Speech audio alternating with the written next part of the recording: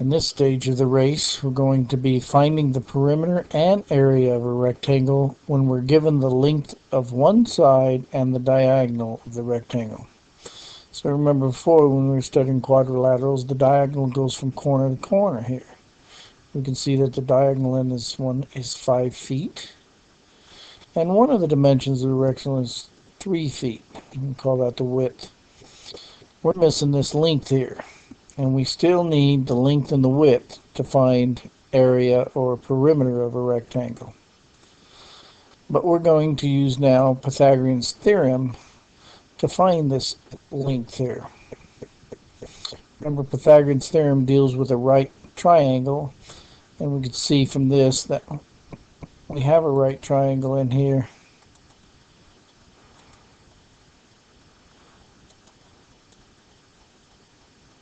That goes this way. A little sloppy here, but that's okay.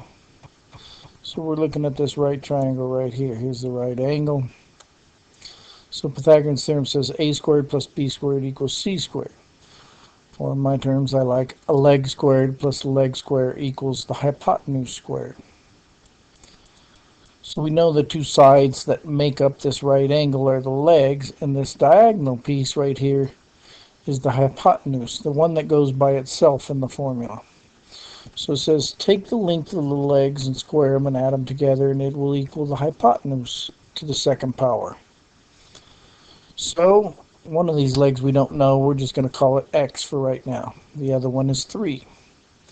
So we have x to the second power plus the other leg, which is 3 to the second power, equals, again, c squared, or the hypotenuse to the second power. The hypotenuse is 5, so we have 5 to the second power. So you just got to realize that diagonal is the hypotenuse in here. It's the one that by itself. So we got that all set up to solve now. So we see, let's see, I'll go ahead and square these numbers. So x squared plus 3 to the second power is 3 times 3 or 9. 5 to the second power, 5 times 5 or 25.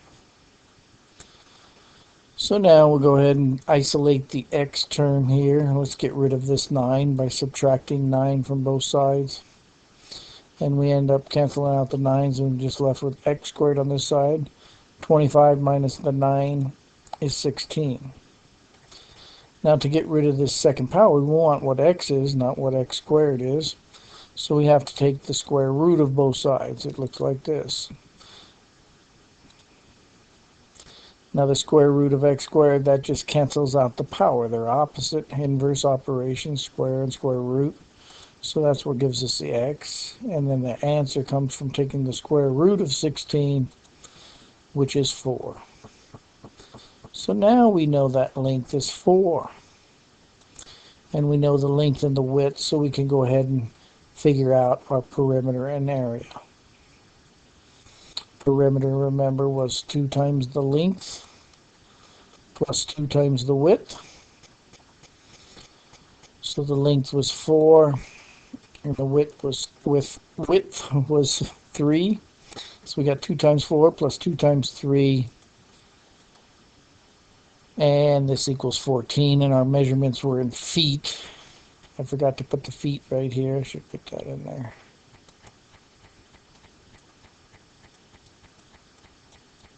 There we go.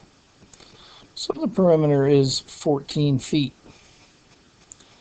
Now we still have our length and width, so we can use our area formula. Area equals the length times the width. So we have 4 feet times the 3 feet. 4 times 3 is 12. The feet times the feet give us square feet, or feet to the second power. So our answer is 12 square feet. There it is, the perimeter and area of a rectangle when we're given the diagonal and one of the sides. We can figure out the other side using Pythagorean's theorem. Take your time, put those notes back up there. You can always rewind the videos if I went too fast. After this, let's see, what is going to be your next thing? When you're done with this video, check out your notes, call me over, and I have a little set of problems for you to do, like this.